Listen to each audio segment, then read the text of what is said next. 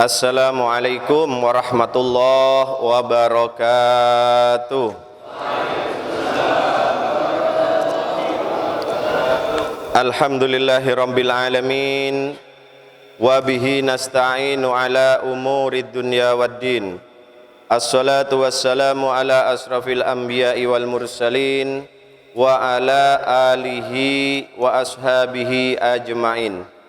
Allahumma salli wa sallim wa barik ala sayyidina wa habibina wa syafi'ina wa maulana Muhammadin miftahi babi rahmatillah adada ma fi ilmillah salatan wa salaman daimain bidawami mulkillah wa ala alihi wa sahbihi wa mawalah. Allahumma alimna ta'wilah wa faqihna fid din. Allahumma inna nas'aluka salamatan fid din wa afiyatan fil jasadi wa ziyadatan fil ilmi wa barakatan fil rizqi wa taubatan qabla al maut wa rahmatan 'indal maut wa maghfiratan ba'dal maut. Allahumma hawwin 'alaina fi sakaratil maut wan najata minan nar wal afwa 'indal hisab. Allahumma inna nas'aluka al afwa wal afiyah wal mu'afatad daimah fid dini wad dunya wal akhirah. Ya amanal khaifin aminna mimma nakhaf. Ya amanal khaifin sallimna mimma nakhaf. Ya amanal khaifin najjina mimma nakhaf.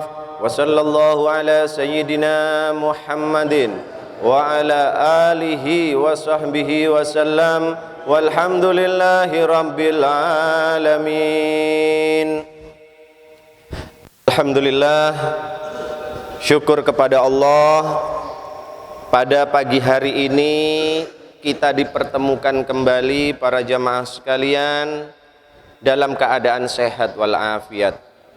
Mudah-mudahan Allah Subhanahu wa taala senantiasa menjaga kita dan keluarga kita semuanya, dijaga oleh Allah dari ketetapan iman dan Islam. Mudah-mudahan kita dan keluarga diberikan oleh Allah sehat walafiat, tawil umur. Mudah-mudahan Allah juga berkenan untuk membuka dan mempermudah jalan rezeki kita.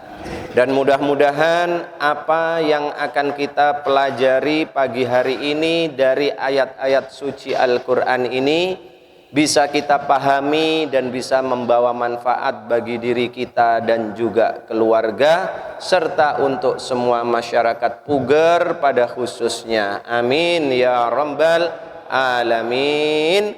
Oleh karena itu, bentuk rasa syukur kita kepada Allah, mari kita haturkan dengan kalimat alhamdulillahi rabbil alamin ala kulli hal.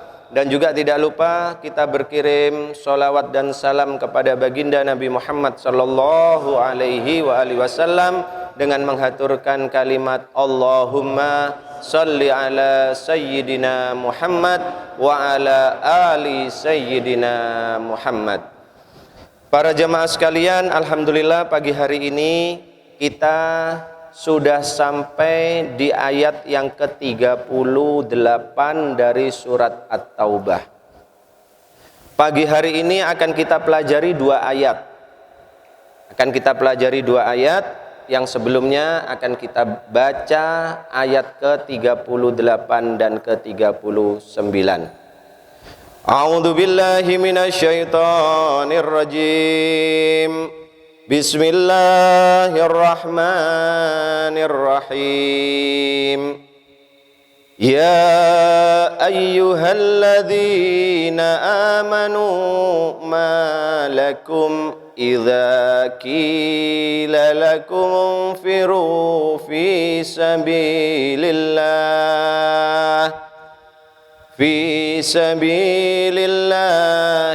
ثاقلتم إلى الأرض araditum bil hayatid dunya minal akhirah fama mata'ul hayatid dunya fil akhirati illa qalil illa tanfiru yu'adzibkum adaban alima wa yastabdil qauman ghairakum wa la tadurruhu syai'a wallahu ala kulli syai'in qadir.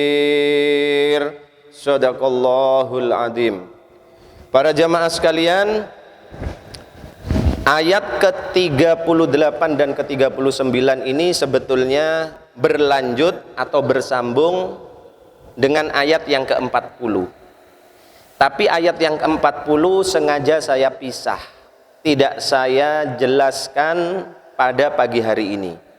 Karena di ayat yang ke-40 nanti insya Allah saya akan memberikan penjelasan yang panjang lebar. Karena di ayat ke-40 terdapat pelajaran-pelajaran penting bagi kita. Sehingga tidak saya jadikan satu dengan ayat ke-38 dan 39. Nah, para jamaah sekalian yang dirahmati oleh Allah, ayat ke-38 dari surat At-Taubah ini adalah babak baru, bagian baru yang mana Allah mulai menjelaskan kepada kita semua. Yang awalnya Allah memberi penjelasan kepada baginda Nabi Muhammad, kemudian juga menjadi penjelasan bagi kita tentang orang-orang munafik, orang-orang beriman tetapi yang imannya lemah dan mereka tergolong orang-orang munafik. Maka di ayat ke-38 sampai sekitar ayat 70 lebih nanti Allah akan membahas secara rinci siapa saja orang-orang munafik yang berada di sekitar Rasulullah, yang berada di kota Madinah. Ditunjukkan semuanya oleh Allah kepada baginda Nabi.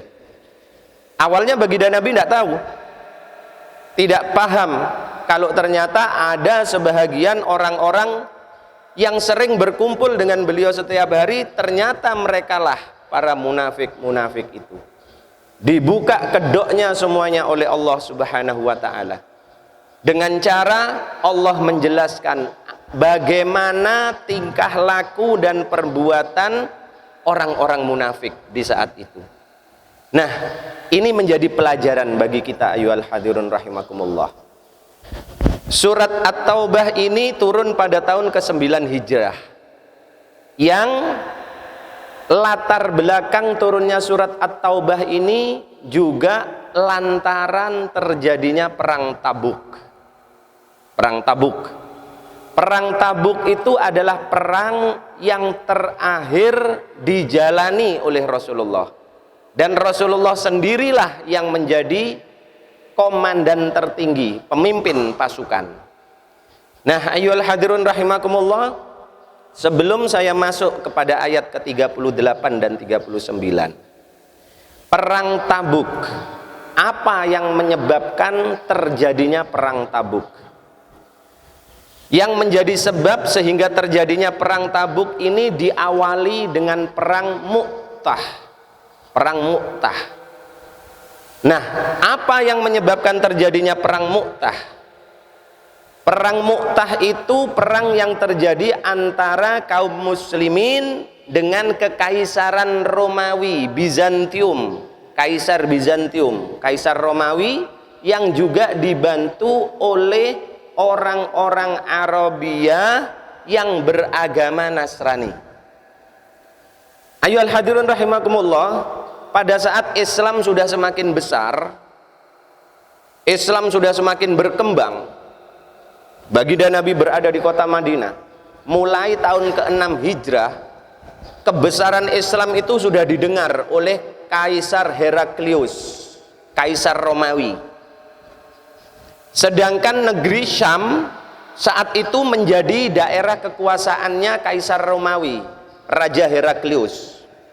Nah, sebagai bentuk dakwah baginda Nabi, maka baginda Nabi sering mengirim utusan untuk menyampaikan surat yang isinya adalah dakwah, nasihat-nasihat kepada Raja Heraklius, Kaisar Romawi, agar supaya Raja Heraklius mau beriman kepada Allah. Tetapi sekian banyak utusan yang dikirim oleh Rasulullah, Raja Heraklius tetap tidak mau beriman. Nah, pada puncaknya maka tahun ke-8 Hijrah, baginda Nabi mengutus kembali seorang utusan, mengirim kembali, yaitu Al-Harith.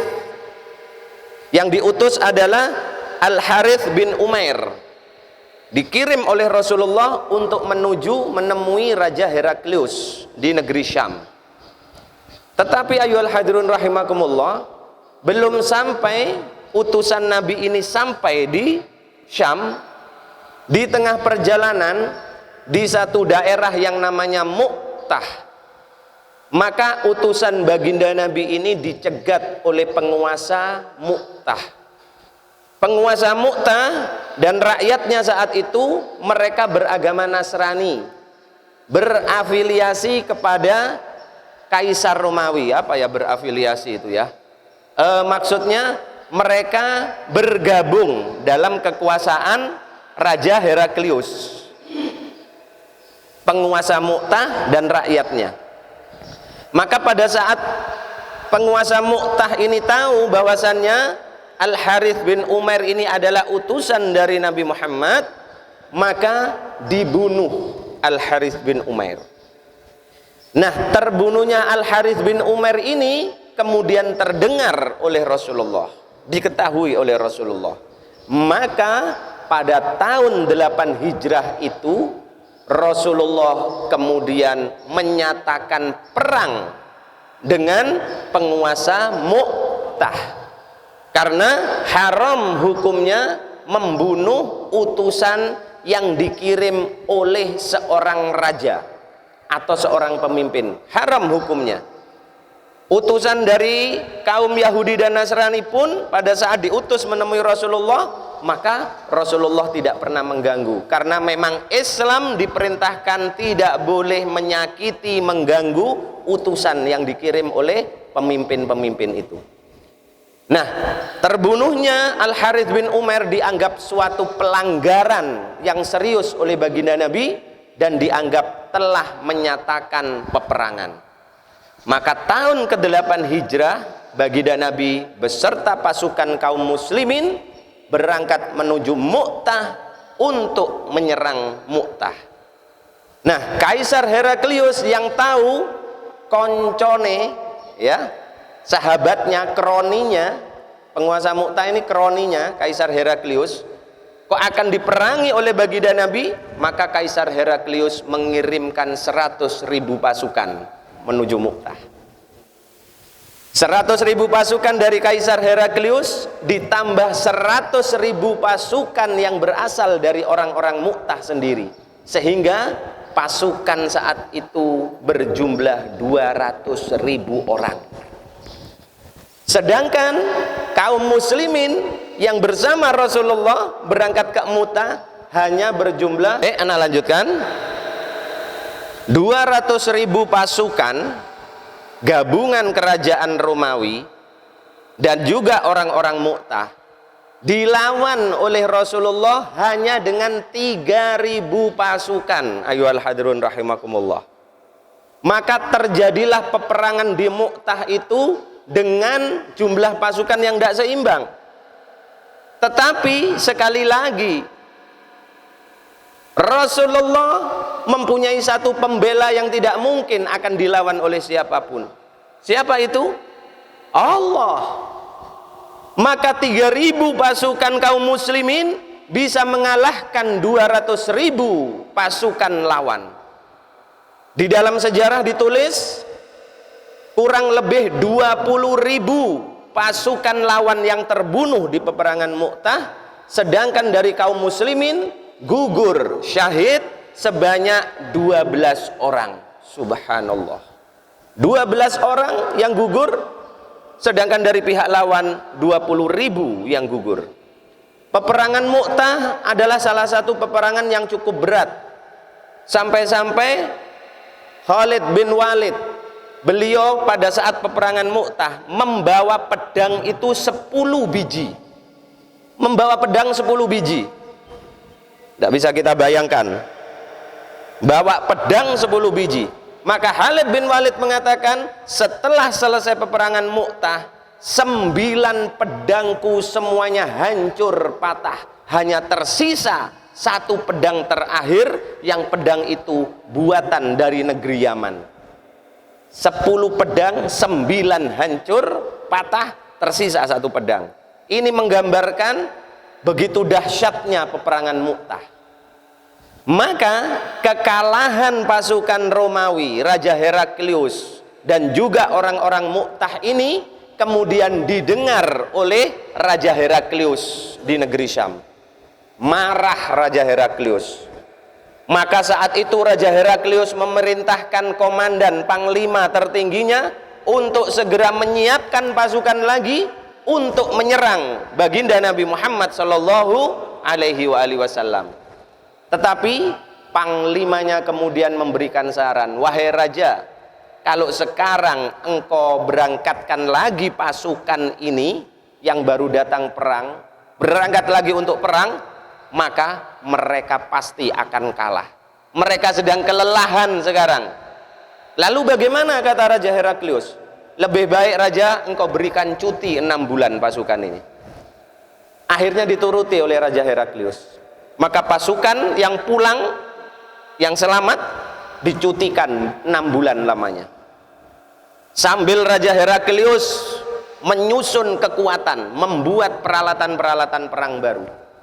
Maka setelah 6 bulan, ayyuhal hadirun rahimakumullah, maka di tahun ke-9 Hijrah, Raja Heraklius dengan sekitar 200.000 pasukan lagi bergerak keluar dari Syam untuk menyerang baginda Nabi Muhammad sallallahu alaihi wasallam di kota Madinah. Tetapi pergerakan Raja Heraklius dan pasukannya ini segera diketahui oleh baginda Nabi. Nah, maka pada saat itulah baginda Nabi menyerukan kepada kaum muslimin yang ada di kota Mekah dan daerah-daerah kecil, kota Madinah dan daerah-daerah kecil sekitarnya, untuk segera mempersiapkan diri menghadapi Raja Heraklius bangsa Romawi dan akan dicegat di daerah yang namanya Tabuk. Karena Raja Heraklius ini sepanjang perjalanan mulai negeri Syam yang dilewati, negeri yang dilewati itu ditundukkan semua, diperangi. Sampai terakhir nyampe kota Tabuk, maka Raja Heraklius membuat benteng pertahanan di sana. Rencananya dari kota Tabuk mereka akan berangkat untuk menyerang baginda Nabi di kota Madinah. Tapi baginda Nabi tidak mau berdiam diri. Maka disambutlah Raja Heraklius dan pasukannya yang ada di kota Tabuk. Jangan sampai Heraklius dan pasukannya menyerang kita di kota Madinah.